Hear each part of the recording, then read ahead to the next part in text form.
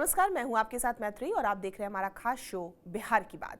इसमें आज हम बात करेंगे बिहार की सियासत, जिस तरह से राज्यसभा चुनाव को लेकर पूरी तरह से गर्म है। 5 राज्यसभा सीटों पर 16 मार्च को जो है वो वोटिंग होनी है, लेकिन मामला सिर्फ चुनाव का नहीं है, 2030 तक की राजनीति का भी है। एनडीए 4 सीटें आराम से निकालता दिख रहा है, लेकिन असली जो खेल है वो 5वीं सीट को लेकर अटका हुआ है। और इस खेल की चाबी किसके पास है? एआईएमआईएम यानी असदुद्दीन ओवैसी की पार्टी, उसको लेकर चर्चा तेज है। आरजेडी के लिए बिना एआईएमआईएम के 41 का आंकड़ा पार करना जो है वो मुश्किल है। उधर एआईएमआईएम साफ कह रही है कि बिना राजनीतिक समझौते कोई सपोर्ट नहीं मिलेगा। तो क्या ओवैसी किंग मेकर बनेंगे? क्या तेजस्वी यादव को झुकना पड़ेगा? क्या एनडीए कोई नया दाव चलेगा?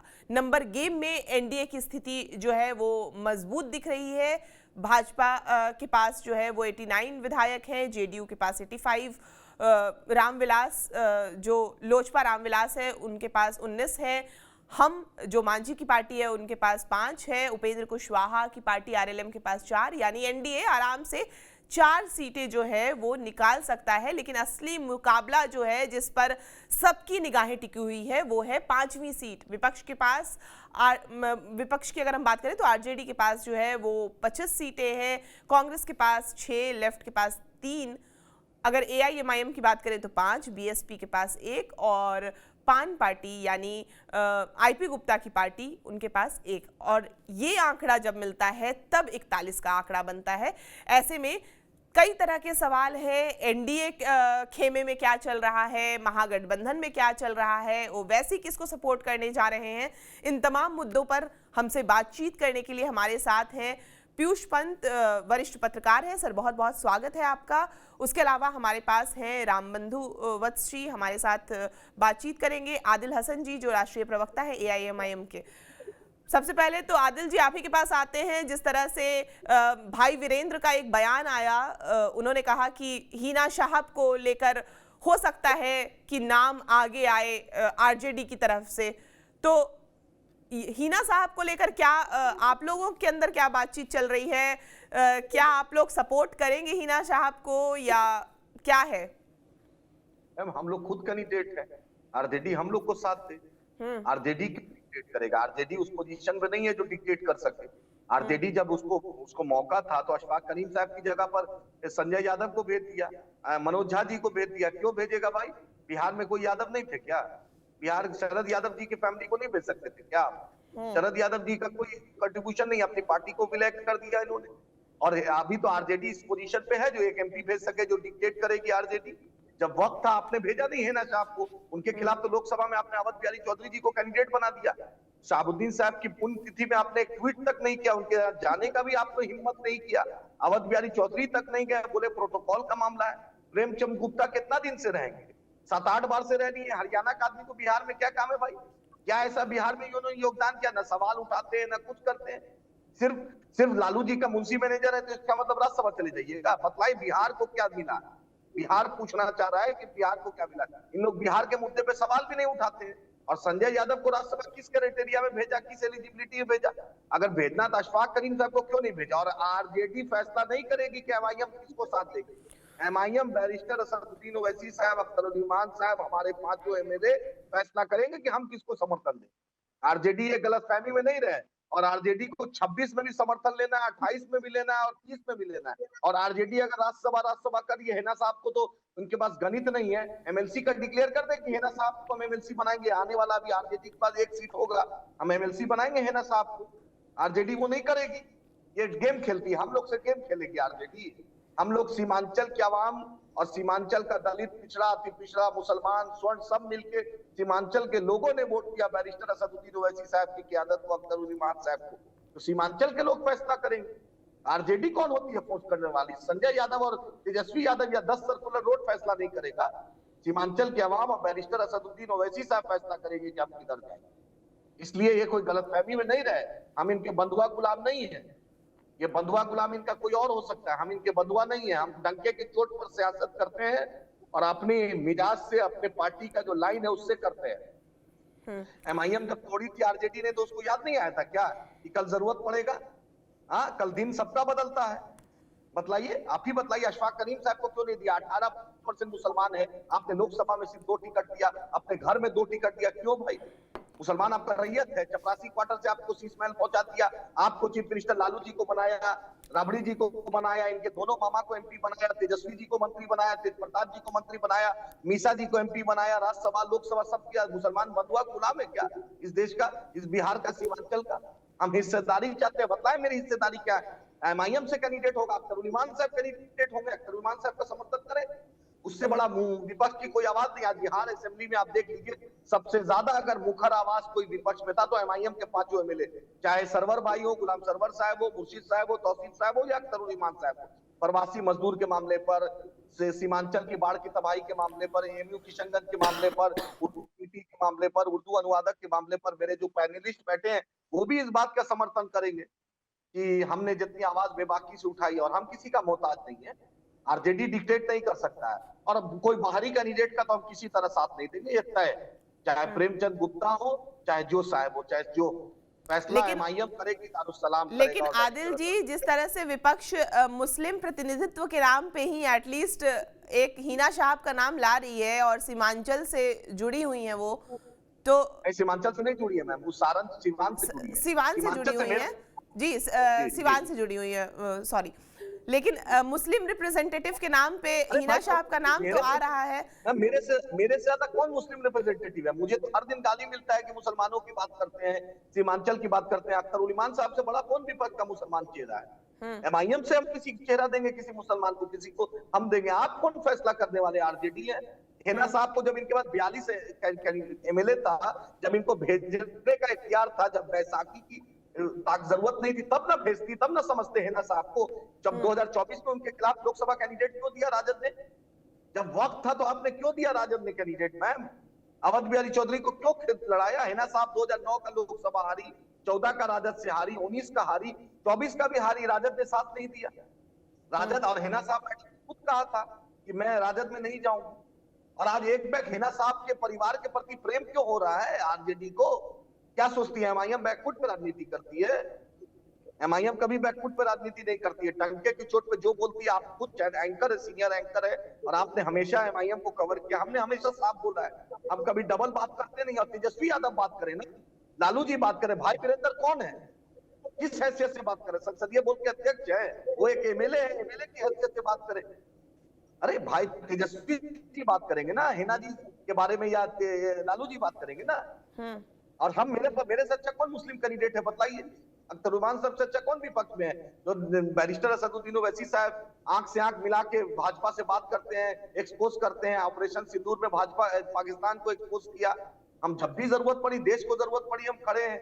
बिहार की सबसे बड़ी आवाज है, सीमांचल की आवाज है, हम हमेशा आवाज उठाते हैं और हम उठाएंगे इंशाल्लाह ताला।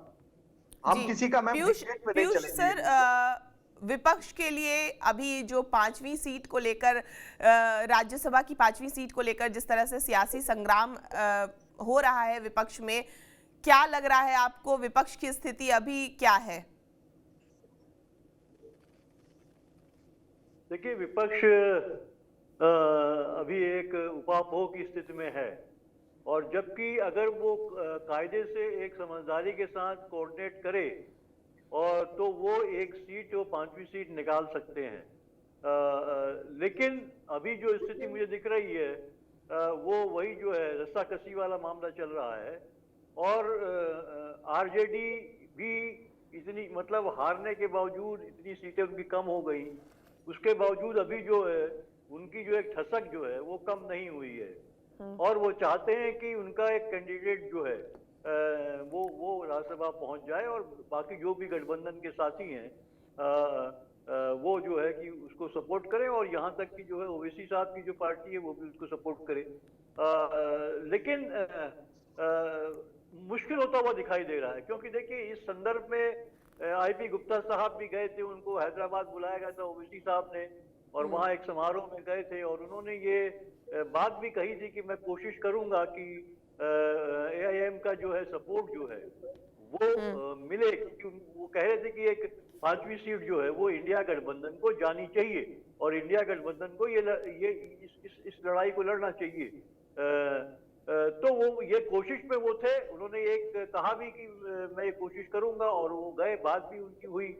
लेकिन मुझे लगता है कि जो अगर आरजेडी जो है अपनी जिद पे अड़ी रहेगी तो ये बहुत मुश्किल होगा। लेकिन यहाँ पे पेंच वहां फंसा है कि आरजेडी और ओवैसी साहब की पार्टी के बीच जो है एक 36 का आंकड़ा है। जिस तरह से ओवैसी चाहते थे कि विधानसभा चुनाव में उस इंडिया गठबंधन का एक पार्टनर उनको भी बनाया जाए, लेकिन आरजेडी इंस्ट्रूमेंटल थी जिसने इस बात को पूरी तरह से रिजेक्ट कर दिया। तो ऐसे में जो है कि बहुत मुश्किल है कि एआईएम जो है कि वो उनको उसके कैंडिडेट को सपोर्ट करने के लिए आगे आएगी। हाँ, अगर इसमें एक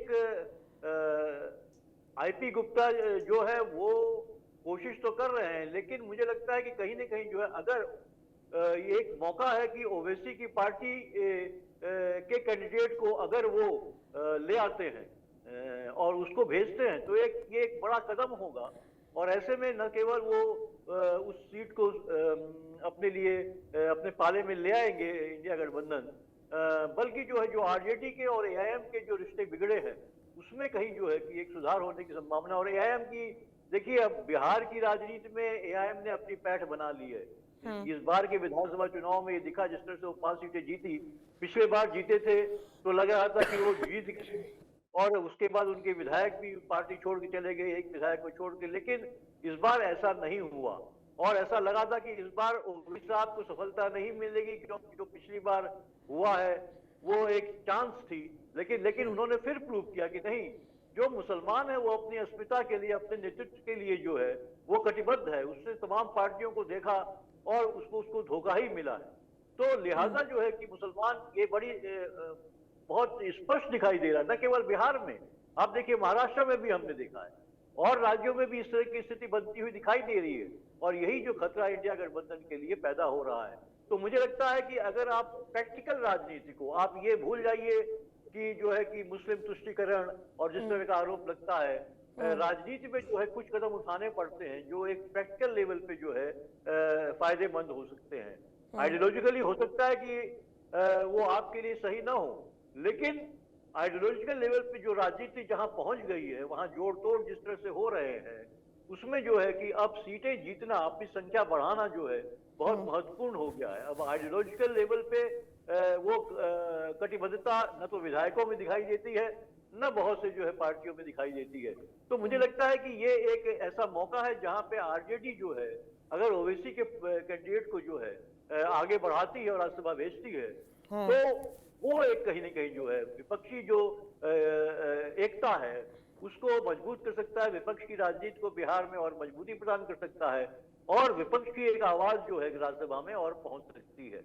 वरना मुझे नहीं लगता कि, क्योंकि देखिए इसमें अभी संभावना ये भी दिखती है क्योंकि 3 जो वोट है वो एनडीए के पास कम है एक सीट, 5वीं सीट जीतने के लिए। बिल्कुल। तो ऐसे में ये निश्चित है कि वो जोड़ तोड़ करेंगे और इंडिया गठबंधन की जो पार्टियां हैं कहीं ना कहीं उसमें सेंधमारी की कोशिश करेंगे।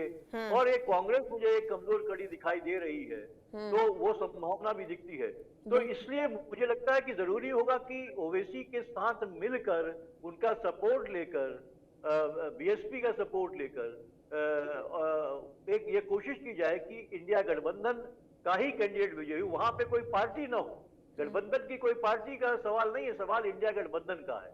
और केंद्रीय राजनीति में अपनी जो है अपनी ताकत बढ़ाने का जो है ये एक मौका है। तो मुझे लगता है कि इस पे विचार करना होगा। हालांकि अभी जो स्थिति है उसमें मुझे एक कंफ्यूजन दिख रहा है, एक विश्वास वहां से दिखता हुआ नजर नहीं आ रहा है। लेकिन अभी थोड़ा समय है, मुझे लगता है कि कोशिश की जाएगी। आईपी गुप्ता तो लगे हुए हैं, अब ओवैसी जो है कि इस बार जो है मुझे लगता है कि जो कार्ड है वो ओवैसी के हाथ में है, और वो क्या लाइन लेते हैं, वो किसके समर्थन में आते हैं, और आरजेडी क्या अपना कैंडिडेट को नहीं छूटता जैसे, तो ये संभावना दिखती है। क्योंकि आरजेडी अगर अपने कैंडिडेट पे इंसिस्ट करेगा तो वो मुझे ये मान के चलिए कि फिर जो है कि वो उनके हाथ से ये जो है बाजी निकल जाएगी, ये सीट भी वो हार जाएंगे और वो एनडीए को मिल जाएगी। जी, रामबंधु सर, जिस तरह से हिना साहब को लेकर चर्चा तेज हो रही है कि भाई वीरेंद्र ने कहा कि हिना साहब उम्मीदवार हो सकती हैं महागठबंधन की तरफ से, आरजेडी की तरफ से, ऐसे में समर्थन मिलना जो है वो तो थोड़ा मुश्किल नजर आ रहा है। जैसे आदिल जी भी यहाँ पे सामने ही बोले हैं कि आदिल हसन क्यों नहीं, अख्तर उल इमान क्यों नहीं, राज्यसभा ये भी तो जा सकते हैं। जी देखिए, एआईएमआईएम को उन्होंने कहा कि जी मैंने जी अपना नाम नहीं बोला है। जी। एआईएमआईएम को हिना हाँ। साहब की उम्मीदवारी का समर्थन करना भी नहीं चाहिए, क्योंकि ये जो मसला है, ये मसला केवल समर्थन लेने देने का नहीं है, या गठबंधन में, महागठबंधन में विधानसभा चुनाव के समय में ओवैसी की पार्टी एआईएमआईएम को शामिल करने या नहीं करने का नहीं है। मसला मुस्लिम नेतृत्व का है। क्या अब इनको इनको समर्थन दे करके या इनको विधानसभा चुनाव में गठबंधन में शामिल करके आरजेडी ये बताना चाहती है बिहार की आवाम को कि मुस्लिम एकजुटता के लिए अब उन्हें एक दूसरे पार्टी के वैसाखी के सहारे की जरूरत है। अब तक तो लालू यादव अपने चेहरे पे मुसलमान वोट लेते थे, उनके बाद आरजेडी ये मानती है कि वो वोट आरजेडी के प्लेटफॉर्म से आती है या तेजस्वी यादव के कारण आती है। तो असली जो मसला है वो मुस्लिम लीडरशिप को लेकर के है। इसी को लेकर के जंग दो मोर्चों पे आरजेडी लड़ रही है। एक इनकी पार्टी से भी लड़ रही है और दूसरी वो कांग्रेस से भी लड़ रही है। वो मुस्लिम नेतृत्व के मसले पे तो कांग्रेस को भी सहन नहीं करना चाहती है। विधानसभा चुनाव में जिन सीटों जहां पे मुस्लिम बहुल सीटें थी उन पे कांग्रेस की दावेदारी थी और वो आरजेडी देना नहीं चाहती थी। तो इसके कारण भी तनाव बढ़ा। आरजेडी और कांग्रेस के तनाव के कई कारण हैं, लेकिन एक कारण, ये जो कारण है बहुत महत्वपूर्ण है। तो आरजेडी, हाँ ये सत्य है कि अगर वो महागठबंधन में एमआईएम को शामिल कर देती तो उनका चुनाव परिणाम कुछ और होता। आज राज्यसभा में समर्थन कर दे और इनको अपना साथ ले ले तो बिहार की सियासत में आरजेडी का जो वर्तमान है वो सुधर जाएगा। लेकिन आरजेडी के भविष्य का क्या होगा, ये फिर आरजेडी जो मुस्लिम नेतृत्व का क्लेम करती है बिहार में, उसका क्या होगा। और यही एक मसला है, यही कारण है कि इनको महागठबंधन में शामिल भी नहीं आरजेडी कर ली। और उसके बाद जब चुनाव हुआ, आरजेडी की ओर से इन पे लगातार बीजेपी की बी टीम होने का आरोप लगता रहा। इसके बावजूद भी ये पार्टी अपनी प्रासंगिकता सिद्ध कर दी है। आरजेडी से मुस्लिम वोटों का बिखराव हुआ है, वो एकजुटता वहां पे कमी है। और ये पिछले 2020 में भी सीट जीते थे, एमआईएम ने फिर सीट जीता है। तो बिहार की राजनीति में, मुस्लिम राजनीति में इनका जो स्थान है वो बरकरार है। ऐसी स्थिति में अगर इनके उम्मीदवार को आरजेडी के द्वारा समर्थन दिया जाता है तो इसका मतलब यही होगा कि अब आरजेडी मुस्लिम नेतृत्व के मसले पे कॉम्प्रोमाइज मूड में आ गई है। इस समय आरजेडी के पास क्या है, एमवाई छोड़ के तो कुछ है ही नहीं। एमवाई को भी तो एकजुट करना तेजस्वी यादव का टास्क है। ऐसे में आप देखिएगा कि आरजेडी के अगर भविष्य की बात करेंगे, उनकी राजनीतिक भविष्य की बात करेंगे तो इनका समर्थन लेना देना उनके लिए ठीक नहीं रहेगा। इसके ठीक विपरीत अगर हिना साहब मुस्लिम कैंडिडेट हैं, इस नाम पे अगर एमआईएम उनका समर्थन करती है तो भी ये इन्होंने जो चुनाव लड़के अपनी प्रासंगिकता सिद्ध की है उसकी दावेदारी कहीं ना कहीं से एक तरीके से समझिए कि एक नकारात्मक उसका संदेश जाएगा कि ये अपने उम्मीदवार को न करके आरजेडी के उम्मीदवार पे समर्थन कर दिए। आगे जो जितने भी चुनाव होंगे, विधानसभा चुनाव होंगे, इन पे जब आरजेडी पे हमलावर होने की बात होगी तो ये क्या कहेंगे। ये ठीक है कि हिना साहब मुस्लिम कैंडिडेट हैं और वो व्यक्तिगत तौर पे इनके पार्टी के नेताओं के संपर्क में भी है। आईपी गुप्ता भी हैदराबाद गए हुए हैं। बीएसपी का जो कैंडिडेट है वो भी चाहता है कि सब एकजुट होकर के महागठबंधन और एमआईएम सब मिलकर के एक सीट यहां से निकाल दे, लेकिन ऐसा संभव होता दिखता नहीं है। आप लगातार एमआईएम लगातार आरजेडी पे हमलावर है। मुझे लगता है कि वो आरजेडी के बजाय जदयू का समर्थन कर देगी, लेकिन वो आरजेडी को समर्थन नहीं करेगी। तो ये मसला मुस्लिम नेतृत्व का है। इसी पेच में आरजेडी या खासकर तेजस्वी यादव फंस चुके हैं और हर चुनाव में ये देखा जा रहा है 2020 की तुलना में 2025 में कि मुस्लिम वोटों का एक बिखराव हो गया। केवल उन सीटों पे नहीं जहां इनके उम्मीदवार थे, उन सीटों पे भी मुस्लिम वोटों का बिखराव आरजेडी की ओर से हुआ है जहां पे इनके उम्मीदवार नहीं थे, जहां पे जन स्वराज के उम्मीदवार थे। आश्चर्य की बात तो यह है कि इस बार वक्त संशोधन बिल पास हुआ, इसके बावजूद भी कुछ सीटों पे जदयू को भी मुस्लिम वोट, भले ही उसका प्रतिशत बहुत ही कम हो लेकिन उनको मिला है। तो मुस्लिम वोट बिहार में बिखराव वाली स्थिति में है और ये आरजेडी के लिए चिंता की बात है। और अब तो एआईएमआईएम अपने फैलाव वाली स्थिति में है। अब भले ही ये देखिए, ये इस बार ये चुनाव इनके पास 5 सीटें हैं, ये जीत भले ही नहीं पाएंगे, लेकिन इतना तो इनके कारण ये तय हो जाएगा कि महागठबंधन और इन लोगों के पास यानी विपक्ष के पास 41 रहते हुए भी विपक्ष अपना एक उम्मीदवार नहीं भेज पाया। तो ये प्रमाणित करने में इनकी भूमिका तो रहेगी। तो एक तरीके से राज्यसभा चुनाव में ये अपनी प्रासंगिकता या अपना महत्व तो सिद्ध कर ही देंगे। जी आदिल जी, जिस तरह से रामबंधु सर ने भी बोला कि आरजेडी का तो समर्थन नहीं, जेडीयू का एक बार समर्थन फिर भी कर सकते हैं। उपेंद्र कुशवाहा के बयान को भी अगर हम देखें तो उन्होंने कहा कि विपक्ष के कई विधायक जो हैं वो उनके संपर्क में हैं, क्रॉस वोटिंग की उन्होंने बात की। तो दोनों को अगर हम देखें, रामबंधु सर जिस तरह से बोल रहे हैं या उपेंद्र कुशवाहा की अगर हम बात करें तो उन्होंने तो क्रॉस वोटिंग की बात कर दी, तो ऐसे में तो आपका रोल तो अहम हो ही जाता है। क्या 41 ये विपक्ष वाला फिर हटा ही दिया जाए? ये जो 5वीं सीट है वो भी क्या एनडीए के खाते में ही आप रखने के वो पक्षधर हैं? उपेंद्र कुशवाहा जी के साथ तो जाने का सवाल ही नहीं उठता है, क्योंकि उन्होंने धोखा दिया हमें। उपेंद्र कुशवाहा नहीं, उनके गठबंधन के साथ ही जाने उनके बीजेपी के गठबंधन के साथ तो जा ही नहीं सकते हैं। जदयू भी अशोक चौधरी इसमें ब्रोकरी कर रहे हैं। अशोक चौधरी भी अपने आप में नेता नहीं समझे, एमएलसी बने हैं, उतना ही अपना कद में रहे। वो भी आकर बातचीत कर रहे हैं, कभी वाईपी गुप्ता साहब से, कभी हमारे एमएलए से। हम उसी को भेजेंगे जिसका फैसला बैरिस्टर असदुद्दीन ओवैसी साहब करेंगे। हम बीजेपी को तो कतई नहीं भेजेंगे, ये तो तय है। हाँ, अगर जदयू किसी मुसलमान को बिना सिंबल के देती है, इंडिपेंडेंट देती है, जदयू बिना किसी इंडिपेंडेंट में अशफाक करीम साहब को देती है, तब हम विचार करेंगे उसमें। इंडिपेंडेंट जदयू का तीर चाप नहीं रहे। और ऊपर से सीमांचल डेवलपमेंट बोर्ड, सीमांचल में हाई कोर्ट बेंच, हमारे विधानसभा जो सीमांचल का है, जो हमारे एमएलए जीते हैं, वहां की जो समस्या है पुल पुलिया की, वहां की बाढ़ की समस्या, जदयू कैबिनेट में रेजोल्यूशन पास करे कि वो मामला हल करेंगे। अलीगढ़ मुस्लिम यूनिवर्सिटी को 100 करोड़ रुपया दे। हमारे यहाँ जो 29 पंचायत पे ब्लॉक है, उस ब्लॉक को तोड़े 9 पंचायत 10 पंचायत में, जैसे अरवल में, पटना में, सीवान में, छपरा में ब्लॉक को औसा बने। बहादुरगंज को, ठाकुरगंज को जो अनुमंडल बनाने का मांग है वो करे। जो सैन्य की जबरदस्ती भूमि दे रहा है ट्रांसफर करे, उसको रोके।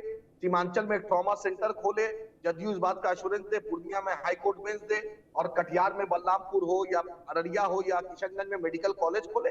तब हम जदयू से बात करेंगे। जदयू सीमांचल को इकोनॉमिक पैकेज दे, सीमांचल डेवलपमेंट बोर्ड का गठन का अधिसूचना जारी करे, और उसका जो अध्यक्ष भी होगा वो एमआईएम फैसला करे, तब जदयू पे बात करेंगे। बीजेपी को कतई समर्थन नहीं देंगे, इंशाल्लाह कतई नहीं देंगे। ना उपेंद्र कुशवाहा जी को देंगे, ना बीजेपी को देंगे, कतई नहीं देंगे। और जदयू को देंगे तो ये शर्त जो बताए हैं आपको मैम, वही शर्त पे देंगे। कैंडिडेट भी मुसलमान होना चाहिए, और जदयू के सिंबल पे नहीं, वो इंडिपेंडेंट हो। जरूर उसको जदयू के लोग साथ दें, हमें कोई दिक्कत नहीं।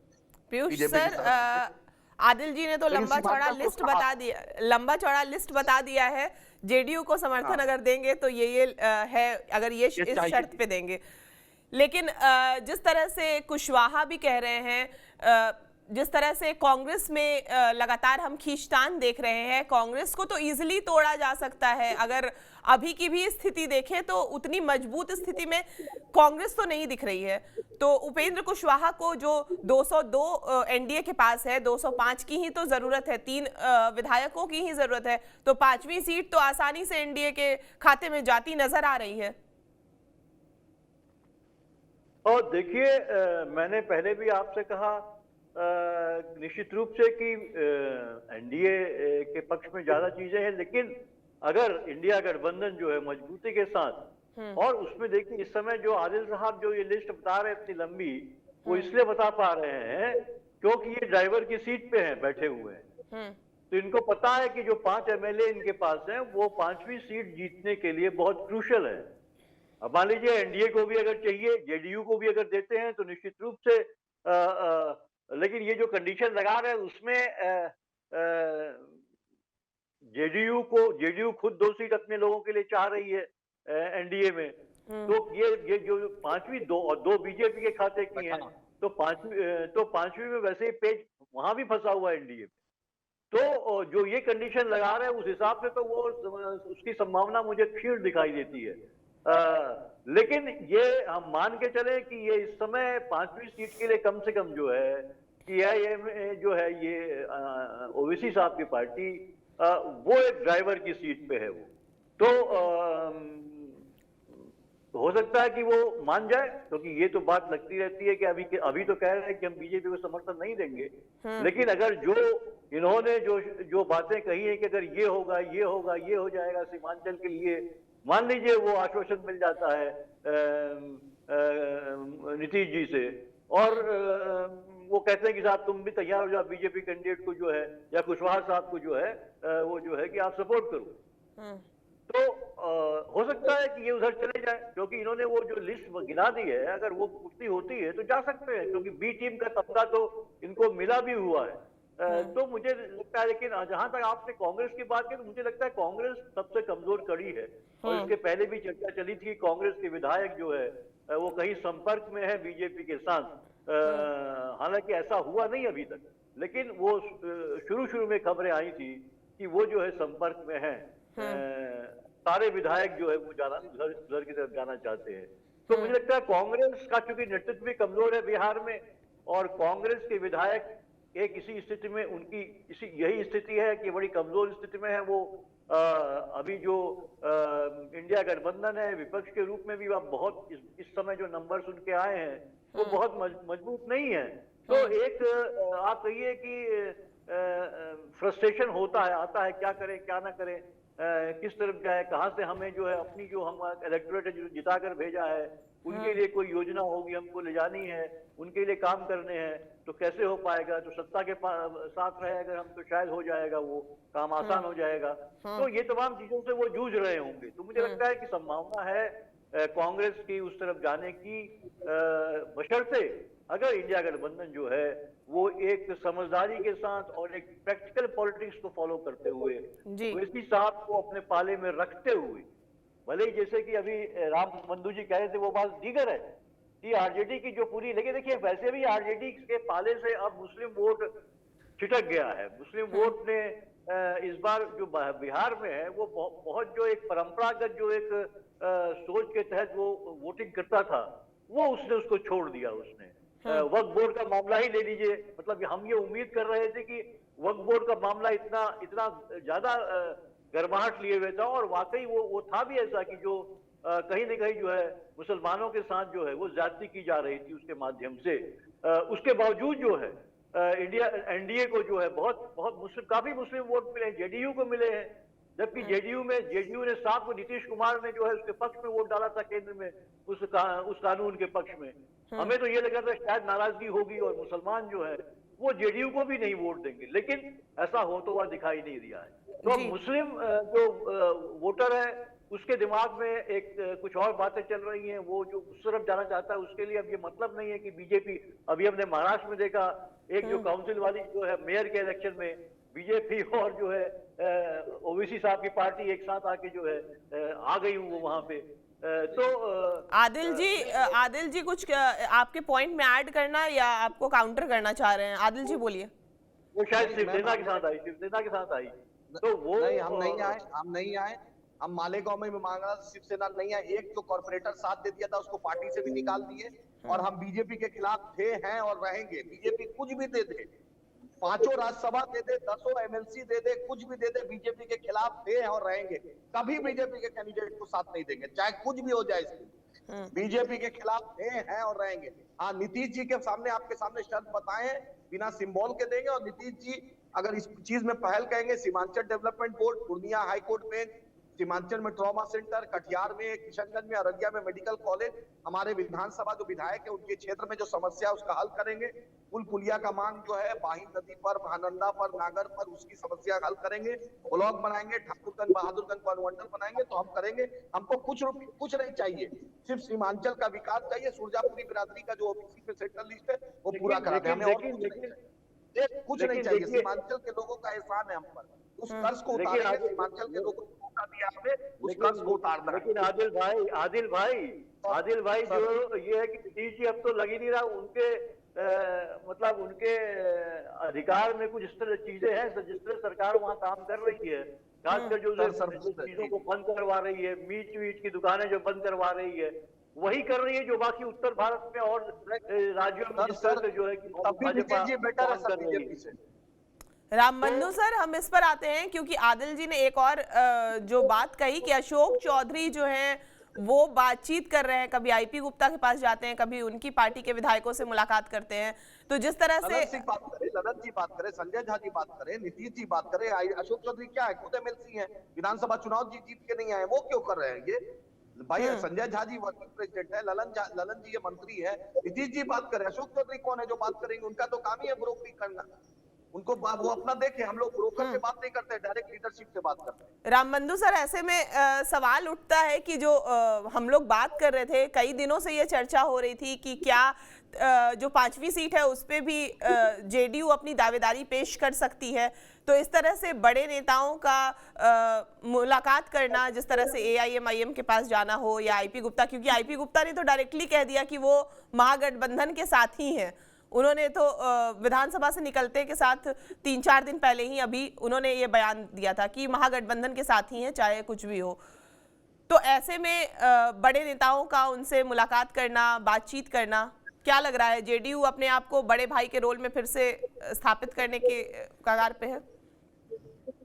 देखिए, 5वीं सीट को लेकर के बीजेपी की तुलना में जदयू की जो दावेदारी है वो मजबूत दिखती है, बिल्कुल दिखती है, क्योंकि उसमें जो एमआईएम का जो समर्थन है, ये जिस शर्त की बात कर रहे हैं, तो ये शर्त समझ लीजिए कि इनकी हामी का संकेत है। ठीक है, ये शर्त समर्थन देंगे, लेकिन इन्होंने इनकार नहीं किया है, तो इसका मतलब यह कि ये समर्थन जदयू के उम्मीदवार को देंगे अगर जदयू 5वीं सीट पे अपनी उम्मीदवार उतारती है तो।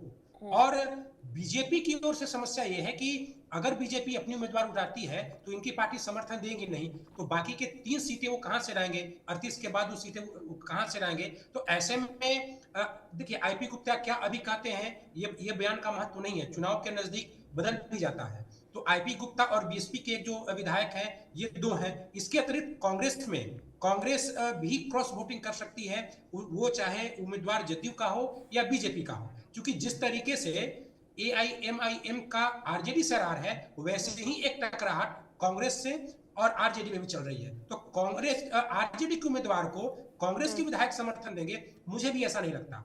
इनकी तरह वहां भी हाल उनके साथ भी वैसा ही है।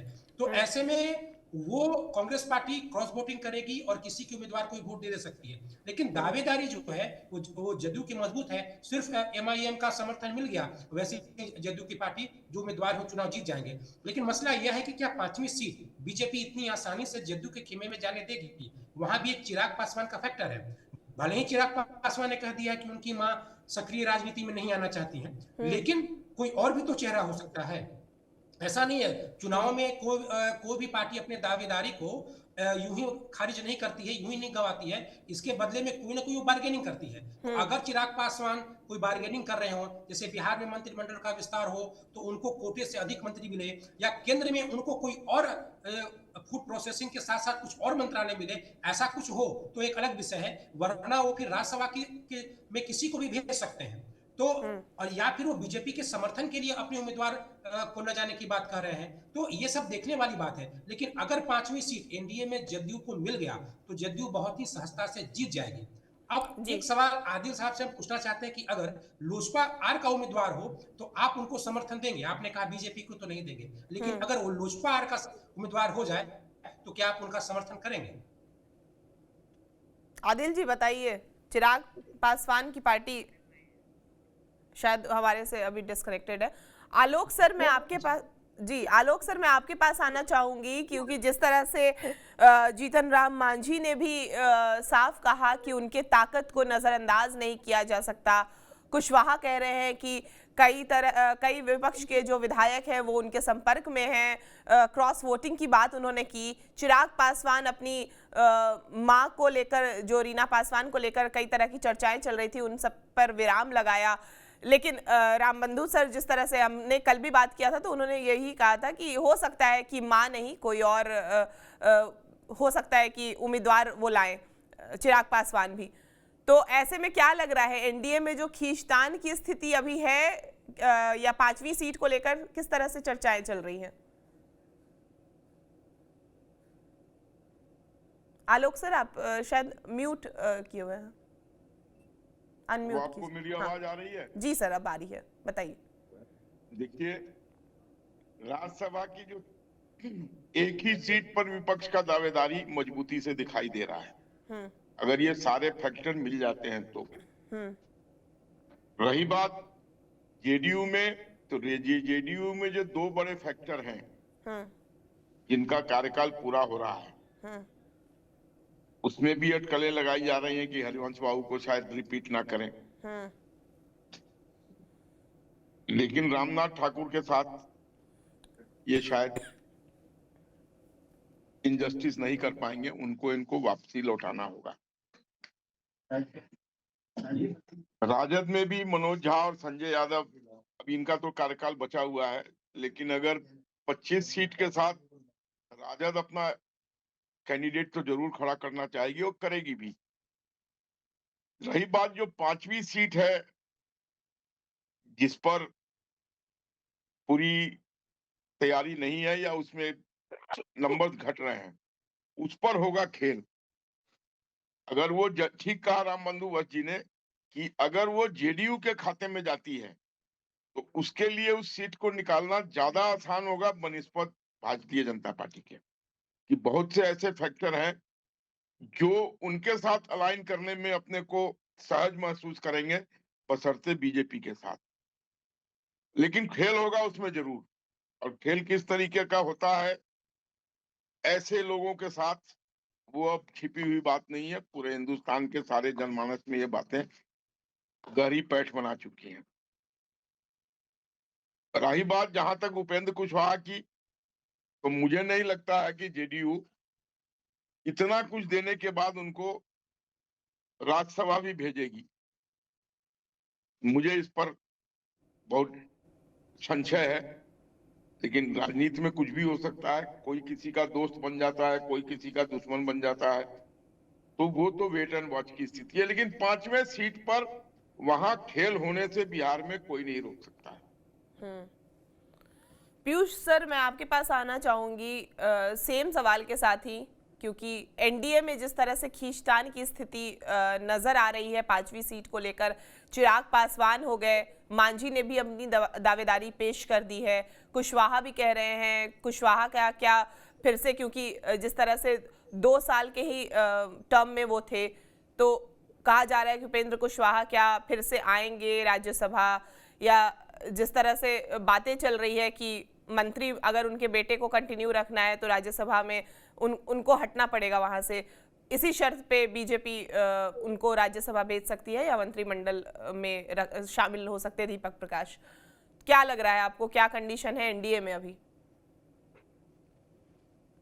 देखिए, एनडीए में तो स्थिति साफ है कि 2 सीट तो जो है वो भाजपा जो है वो अपने लोगों को भेजेगी, और 2 जेडीयू है। 5वीं पेज फंस रहा है, और 5वीं का जो देखिए उपेंद्र कुशवाहा निश्चित रूप से कहीं न कहीं जो है एनडीए के खेल को बिगाड़ सकते हैं। मांझी का जहां तक सवाल है, उन्होंने भी मांग करी है। उन्होंने कहा है कि हमसे वादा किया गया था कि 2 लोकसभा और 1 राज्यसभा, लेकिन साथ में उन्होंने ये भी कहा है कि हम कोई दावा नहीं कर रहे हैं, हम इंतजार कर रहे हैं। तो उनका तो एक मुझे लगता है कि ढीलम ढाल जो है कि वो एटीट्यूड है, बहुत एग्रेसिव नहीं है, और आज की राजनीति में एग्रेसिव हुए बिना आपका काम चलता नहीं है। तो मुझे लगता है कि जीतनराम मांझी तो किनारे हो जाएंगे, बचा उपेंद्र नाथ कुशवाहा का ही पेज फंसेगा, और वो कहीं न कहीं जो है इंसिस्ट कर सकते हैं। लेकिन उपेंद्र नाथ कुशवाहा कोशिश करेंगे कि उनको फिर से एक बार चांस मिल जाए, और मुझे भी लगता है कि बीजेपी जो नेतृत्व है वो इस पे एग्री कर सकता है, क्योंकि जो वोटों का समीकरण है उसको लेते हुए कोशिश होगी कि उपेंद्र नाथ कुशवाहा को जो है नाराज न किया जाए। पहले भी किया गया था, बाद में जो है कि अभी इस बार के विधानसभा चुनाव में, और फिर लोकसभा फिर उनको वहां से लाया गया राज्यसभा में, और फिर जो है कि विधानसभा चुनाव में भी फिर उपेंद्र नाथ कुशवाहा को जो है कि साथ अपने लाया गया। तो मुझे लगता है कि वो कहीं न कहीं कोशिश होगी कि उपेंद्र नाथ कुशवाहा को ही जो है वापस जो है वो लाया जाए राज्यसभा में, और वो सीट उनको जो है दी जाए जी। तो ये स्थिति है। लेकिन अभी वहां भी जो है 5वीं सीट के लिए मुझे लगता है कि स्थिति बहुत स्पष्ट नहीं है। लेकिन चिराग पासवान तो ये संकेत दे चुके हैं कि वो कंटेंडर नहीं है। दूसरी चीजें उन्होंने अपने लिए सेटल कर ली होंगी, ये हो सकता है, लेकिन बहरहाल वो नहीं कंटेंडर है। तो मेन जो मुझे लगता है मसला है वो उपेंद्र नाथ कुशवाहा के साथ ही जो है आड़े आएगा और उसको ही जो है भाजपा को सेटल करना पड़ेगा। मुझे ऐसा लगता है कि कहीं ना कहीं उपेंद्र नाथ कुशवाहा की वापसी हो सकती है फिर से, और 5वीं सीट के लिए मतलब वो कैंडिडेट बीजेपी के हो सकते हैं, एनडीए के कैंडिडेट। अब वो अगर इंडिया गठबंधन, लेकिन 3 वोट की कमी उनको मिलेगी। अब 3 वोट वो कहां से लाएंगे? अगर इंडिया गठबंधन में एकजुटता हो जाती है, ओवैसी उनके साथ आ जाते हैं, उनको समर्थन देते हैं, तो निश्चित रूप से फिर जो है कि वो भाजपा के एनडीए के लिए मुश्किल होगा। अदरवाइज मुझे लगता है कि 3 वोट जो है अगर वो कुशवाहा को ले आते हैं, टिकट बनाते हैं, तो 3 वोट जो उनको इंडिया गठबंधन से जो है लेना, क्रॉस वोटिंग करवाना जो है कोई बहुत मुश्किल काम नहीं होगा। तो वो संभावना बनती है। मेन है कि एकजुटता जो है कि विपक्षी दलों में रहती है कि नहीं रहती, और ओवैसी फैक्टर सबसे महत्वपूर्ण है उसमें। जी खैर, अब 20 दिन का वक्त है। 20 दिन में कौन सी पार्टी किससे बात करती है ये देखना दिलचस्प होगा। आप तीनों का बहुत बहुत शुक्रिया, आलोक सर आपका, रामबंधु सर आपका, पीयूष सर आपका, बहुत शुक्रिया हमसे बातचीत करने के लिए। आपका इस विषय पर क्या कहना है? राज्यसभा का चुनाव जिस तरह से होना है, 5वीं सीट पर जो पेच फंसा हुआ है, इन सब विषयों पर आपकी जो भी राय है हमें कमेंट करके ज़रूर बताएं। और बिहार की तमाम खबरों के लिए आप हमारे साथ बने रहें और देखते रहें TV9 बिहार झारखंड।